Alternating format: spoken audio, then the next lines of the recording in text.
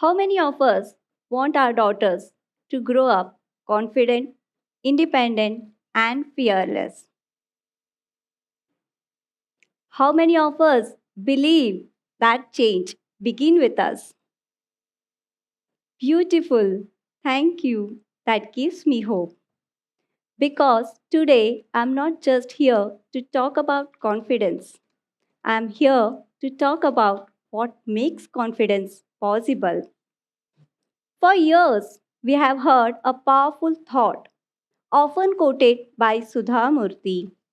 If you educate a man, you educate an individual. If you educate a woman, you educate a family. I deeply believe that. But today, I want to extend that thought.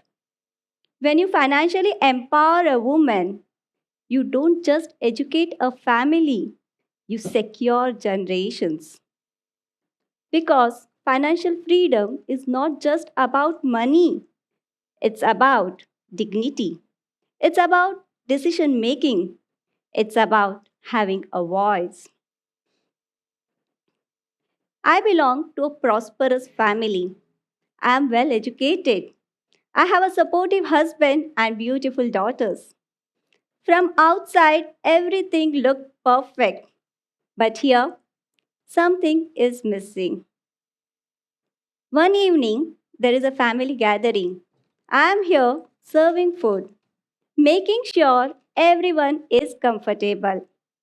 In between, one woman makes a casual comment. Publicly, she says, I don't deserve to have a good phone. I freeze. I want to respond, but responsibilities make me continue. That night, I want to sleep, but those words don't allow me. Now I have to accept the painful truth. If I am financially dependent on someone, I do not get to decide what I deserve. Next morning, same painful thought exists. But when I see my daughter, angle changes. What if someday someone says this to my daughter? This one question changes everything in my life. On this moment, I get to know what is missing in my life. It's not comfort, it's not education, it's not support. It is financial freedom. Today, feminism is no longer about equal rights. Today, feminism is no longer about opportunities. Today, financial freedom is the new feminism because real empowerment begins the moment dependence ends. And the foundation for that freedom is financial stability. Let me explain you this way. When we sit in an aeroplane, we hear the same instructions. Wear your oxygen mask on first before helping others. Why? Because if we are unstable, we cannot help others. Financial freedom is a woman's oxygen mask. If she is secured, she can protect her children, support her parents, stand beside her partner and not behind him. And this is not just my belief. Research has consistently shown that when women controls financial resources, families thrive. According to studies by organizations like World Bank and UN Women, women are more likely to reinvest their income back to their families, like healthcare, nutrition, and education. So when woman earns, she allocates, she prioritizes, she multiplies impact. That is why financial freedom is the new feminism and it is not at all selfish. My journey towards financial freedom was not easy. It took me 10 years to stand where I am today. Along the way, I learned three important truths. First, believe in yourself. Because when I started, many told me, you have a small child to take care of. You do not have enough time to be an entrepreneur. But believes has powers. When you believe in yourself, your work is already half done.